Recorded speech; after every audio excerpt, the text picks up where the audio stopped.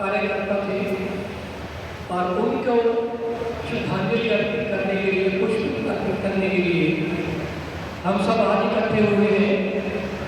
तो इतनी अजीम शख्सियत थे सतपाल जग्गा जी कि आपकी कट्टरता को देख करके थोड़ा मन भर रहा है, पर रिश्ता है उस ईश्वर के आगे हम सब बेबस हो जाते हैं। तो राष्ट्र हित को सर्वोपरि रखने वाले प्रबुद्ध व जागरूक एक कर्मयोगी, सेवा भाव व व्यक्तित्व के धनी, हमारे ऊर्जावान वाणी के धनी और हमारे प्रेरणा स्वरूप श्री सतपाल जी जग्गा, जो चट्टान की तरह हम सबके बीच खड़े थे, हम सबको प्रेरणा देते थे। आज उनका अंतिम भोग अरदास में आप शामिल हुए हैं। श्री सतपाल जी जग्गा बहुत ही चर्चित और महान हस्ती थे। उनकी शख्सियत में, उनकी पर्सनैलिटी में एक अजीब प्रकार की सकारात्मक ऊर्जा इस तरह उत्पन्न होती थी जिसे हम कह सकते हैं कि एक आकर्षक व्यक्तित्व के मालिक थे। तन मन धन कर्म वचन सभ्यता संस्कृति और संस्कारों से ओतप्रोत हम सबका प्रेरणा स्रोत आज इस दुनिया से विकसित हो गया है। इस अपूर्णीय क्षति को हम कभी भी पूर्ण नहीं कर पाएंगे। मैं अपनी ओर से, अपने परिवार की ओर से और अपने विद्यालय की ओर से शत शत नमन करता हूँ। ओम शांति, ओम शांति। वो बहुत ही लोकप्रिय थे। परिवारजनों के बीच रहकर उनकी जिम्मेवारियों को निभाना और समाज में रहकर उनकी जिम्मेवारियों को निभाना और दूर दूर तक उन्होंने जो संबंध बनाए, इसकी कोई मिसाल या कोई उदाहरण नहीं मिलती। तो मैं आपके बीच ज़्यादा समय नहीं लूँगा। मेरे पास शोक प्रस्ताव भी बहुत आए हैं। जिस तरह उनका एक बहुत ही ऊंचा स्थान था हमारे समाज में, जैसे मैंने अभी कहा कि हम जो नुकसान हमें हुआ है समाज के साथ साथ हमें निजी नुकसान भी हुआ है, क्षति हुई है, हम पूर्ति को नहीं कर सकते, पर भगवान के आगे, उस परम पिता परमात्मा सर्वशक्तिमान के आगे हम सब बेबस हो जाते हैं। तो मैं उनकी जीवनी पढ़ करके आप सबको बताना चाहूँगा कि वो किस तरह की शख्सियत थी। तो 5 मिनट का समय मैं आपके बीच में दूंगा।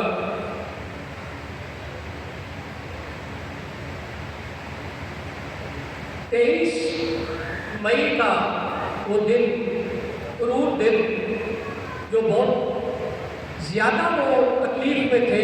पिछले 1 साल से लगभग वो अस्वस्थ चले आ रहे थे और इस तरह की बीमारी के शिकार हुए जिसका कोई इलाज नहीं।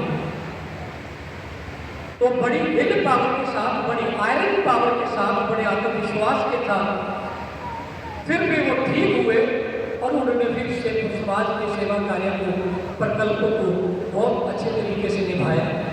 फिर बीमार हो गए, फिर ठीक हो गए। जैसे ही थोड़ा सा ठीक होते वैसे ही बाहर खड़े होते।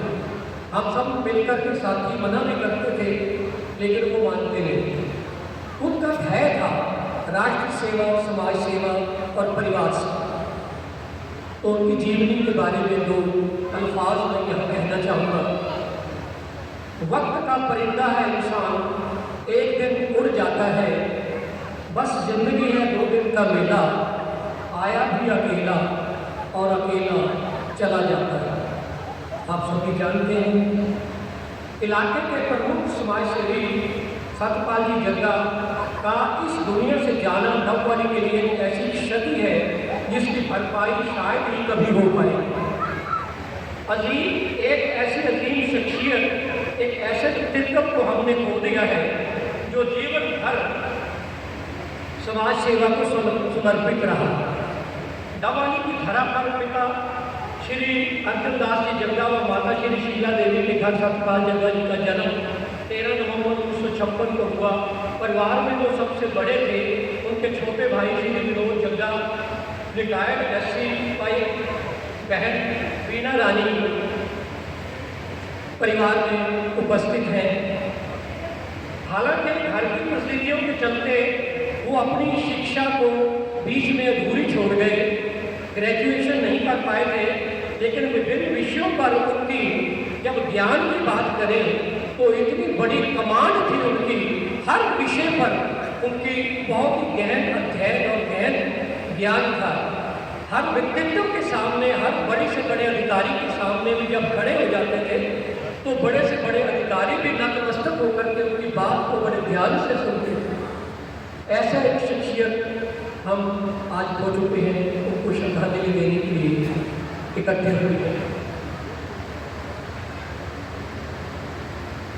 वे बहुत ही आत्मविश्वास के साथ अपनी बात रखते थे, जिससे सामने वाले बहुत प्रभावित हो जाते थे। उनका विवाह 30 अप्रैल 1980 को करावली निवासी स्वर्गीय श्री रामकृष्ण कामरा जी की पुत्री सरोज रानी से हुआ। वर्ष 2000 में उन्होंने कपड़े का कारोबार व्यवसाय किया। वो मेहनत करते हुए एक सफल कपड़ा व्यवसायी के तौर पर अपने आप को स्थापित कर गए। स्वर्गीय सतपाल जग्गा जी के परिवार में अपनी पत्नी सरोज रानी के अलावा पुत्र जयंत जग्गा, पुत्र वधू बबीता जग्गा, पुत्री सपना कनेजा, दामाद अविनाश कनेजा, पोता रुदाक्ष, पोती कनिका, दोता देहान और दोतियाँ रोज श्री व आराई छोड़ गए, अपने पीछे छोड़ गए हैं। तो इस दुख की घड़ी में आप सब एकत्र होकर के अपनी संवेदनाएं प्रकट करने आए हैं। परिवार की ओर से आपका आभार भी व्यक्त करते हैं। निस्संदेह सतपाल जग्गा जी अपने जीवन में कितने ही व्यस्त रहे, परंतु परिवार की हर जिम्मेवारी को उन्होंने बखूबी निभाया। लेकिन अपनी पारिवारिक व्यवसायिक व्यस्तताओं के बीच भी समाज सेवा के अपने धैर्य उन्होंने कभी नहीं छोड़ी। वे सेवा, समर्पण और निस्वार्थ भाव के प्राय बन गए थे। उनकी उपस्थिति मात्र से ही सकारात्मकता का एक संचार हर सामने वाले व्यक्ति में हो जाता था। हम सब उनकी ओर खींचे चले जाते थे। वे भारतीय विकास परिषद में स्थानीय स्तर के संरक्षक अध्यक्ष से लेकर प्रांतीय उपाध्यक्ष के रूप में भी कार्यरत रहे और इस संगठन के माध्यम से उन्होंने समाज सेवा के अनगिनत ऐसे कार्य किए जिसको समाज सदैव स्मरण रखेगा, कभी भुला नहीं पाएगा। उनके द्वारा चलाए गए भारतीय विकास परिषद के स्थायी प्रकल्पों में सभी जानते हैं, बस सिर्फ मेरा तो एक औपचारिकतावश बताना मेरा कर्तव्य है, मैं सबको बता रहा हूँ कि उन्होंने अस्पताल में, सरकारी अस्पताल में सुबह शाम चाय नाश्ते के अलावा मरीजों के लिए लंगर सेवा के संचालन में अन्य सदस्यों की अपनी अहम भूमिका निभा करके वो आज हमसे विदा हुए। यह लंगर सेवा कितने ही भूखे पेटों का सहारा बनी हुई है आज। इससे कितने ही असहायों को पेट भर भोजन मिलता है। यह सब उनकी सेवा भावना का ही पुण्य है जो जीवन भर उन्होंने कमाया है, वो आज आपके रूप में पूरा परिवार यहाँ देख रहा है। भारतीय विकास परिषद के माध्यम से 2 बार कृत्रिम अंग लगाकर वितरण करके उन्होंने कैंप लगा करके उन्होंने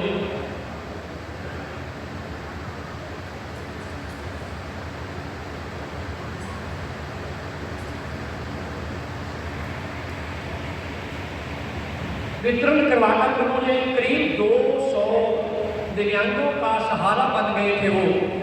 वहीं भाजपा भारतीय विकास परिषद के माध्यम से लव कुश पार्क में डबवाली में स्वामी विवेकानंद की प्रतिमा स्थापित करवाने का श्रेय भी उनको जाता है, जो उनकी दूरदर्शिता और प्रतिबद्धता को स्पष्ट दिखाता है।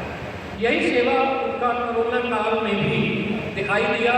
अपनी जान की परवाह न करते हुए भी उन्होंने कोरोना काल में जितने पेशेंट्स, जितने मरीज अस्पताल में आए, जितने स्लम बस्तियों में रहते थे, उनको एक गाड़ी लेकर के, एक वैन लेकर के भोजन पहुंचाने की व्यवस्था की। तो उनका सेवा का कोई और उदाहरण, इससे बड़ा उदाहरण मुझे नहीं मिला। उनके द्वारा सुझाए गए अनेक सामाजिक प्रकल्पों में डबवाली को आकृतिक लाभ मिला और यह लाभ आने वाले समय में पीढ़ियाँ भी महसूस करती रहेंगी। डबवाली की मिट्टी से उनका बहुत गहरा लगाव रहा। वे मुल्तान सभा डबवाली के संस्थापक थे, जहाँ उन्होंने अपनी जड़ों से जुड़कर समाज को सशक्त बनाने का प्रयास किया, क्योंकि उनकी बैकग्राउंड जो थी माता पिता की, वो पाकिस्तान हिंदुस्तान के बंटवारे में पाकिस्तान से आए थे। तो मुल्तान से जितने लोग यहाँ आकर के बसे डबवाली में या दूर एरिया में, उन्होंने सबको इकट्ठा करके एक मुल्तान सभा का गठन भी किया, जिनके वो संरक्षक बने। डबवाली को जिला बनाने की मुहिम में वे एक महत्वपूर्ण सलाहकार के रूप में उभरे। हम उम्मीद भी करते हैं यहाँ माननीय बहुत सारी समाज सेवी संस्थाओं के नुमाइंदे या गवर्नमेंट के अधिकारी भी पहुँचे हुए हैं। उनसे भी उम्मीद करते हैं कि ये अभियान हम आगे भी चलाएंगे और डबवाली को जिला बना करके ही हम उनको सच्ची श्रद्धांजलि दे पाएंगे। डबवाली को उसका सही स्थान मिले और इसके विकास को नई दिशा मिले। इसके अलावा इलाके की अनेक सामाजिक संस्थाओं से उनका जुड़ाव रहा और हर जगह उन्होंने अपनी अमिट छाप छोड़ी और हर संस्था के साथ जिस तरह का लगाव उनका रहा, वो आज आपके सामने में सभी शोक प्रस्ताव शायद नहीं पढ़ पाएंगे। तो जितने मेरे पास आए हैं उनके मैं नाम पढ़ूंगा तो आपको जानकारी या आपको समझ आ जाएगी कि उनका किस तरह का व्यक्तित्व था, कि किस तरह की, जिसको हम अजीम शख्सियत कह रहे हैं, वो किस तरह के सेवा भाव रखने वाले व्यक्तित्व। और बड़ी एक मजे की बात, डॉक्टर साहब अभी आए भी थे यहाँ, रोड़ा साहब।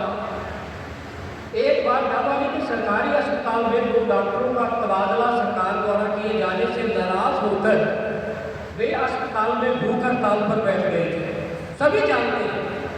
और एक दिन में ही सरकार को घुटनों के बल टेक दिया और उनका कहना था कि डॉक्टरों के जाने से डबवाली में स्वास्थ्य सेवाएं प्रभावित होंगी और मरीजों को मुश्किलें आएंगी। ऐसी सोच रख करके जब उन्होंने भूख हड़ताल रखी, इससे सरकार को झुकना पड़ा व इनकी भूख हड़ताल को मार करके डॉक्टरों का तबादला उसी दिन शाम को ही रद्द करके दोबारा अपॉइंटमेंट की गई। तो इस तरह की अजीम शख्सियत थे हमारे सतपाल जी जग्गा। उनके द्वारा समाज के लिए किए गए कार्यों की गूंज और उनकी प्रेरणा हमेशा हमारे साथ रहेगी।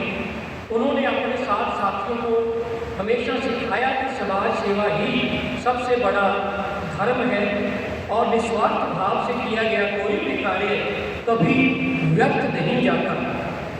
उनके जाने से डबवाली में शोक की लहर फैल गई और उनकी यादें, उनके विचार और उनके आदर्श हमेशा सबको प्रेरित करते रहेंगे। ईश्वर से प्रार्थना करते हैं कि वे दिवंगत आत्मा को शांति प्रदान करें और इस दुख की घड़ी में उनके परिवार को यह कष्ट सहने की शक्ति दें। और जो प्रकल्प उन्होंने चलाए थे, यहाँ की स्थानीय डबवाली शाखा भारतीय विकास परिषद, ये यहाँ आज आपके सामने प्रण करती है और आपको विश्वास दिलाती है कि जो प्रकल्प उन्होंने चलाए थे उनको हम नियमित चलाते रहेंगे और कंटिन्यू रखेंगे, किसी भी प्रकार की कमी नहीं आने देंगे। ये हमें उन पर गर्व है और आप हम पर विश्वास करें कि हम ये आपको विश्वास दिला रहे हैं। तो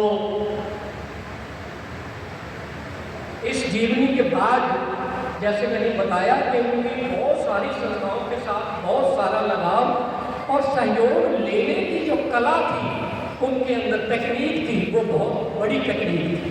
वो सहयोग देते थे तो महसूस नहीं होने देते थे और सहयोग लेते थे तो बढ़ चढ़ करके ऐसा सहयोग मिलता था कि कोई भी समाज का कार्य हो, किसी भी संस्था ने शुरू किया हो, चाहे वो रक्तदान का कार्य हो, चाहे वो कोई अन्न वितरण का कार्य हो, चाहे कोई और एजुकेशनल शिक्षादायक कार्यक्रम हो, चाहे वो संस्कार के शिविर लगाने हों, चाहे वो वृद्धों के लिए वृद्ध का हमने एक प्रोग्राम कैंप भी लगाया था, उसमें केवल वृद्ध ही बुलाए गए थे, सीनियर सिटीजन जिसको हम अपनी भाषा में बोलते हैं, तो उनको मनोरंजन भी हमने किया था।